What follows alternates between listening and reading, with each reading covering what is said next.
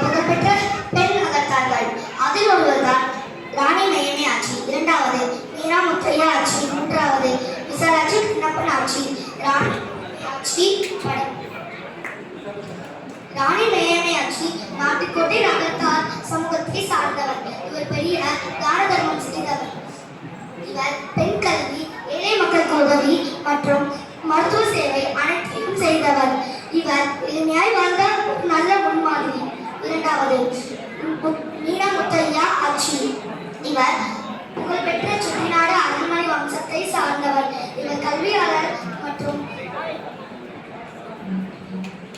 நிறுவனங்களை நிறுவிக்கொண்டு வருகிறார். அதில் ஒன்றுதான் செட்டிநாடு வித்யாசம்.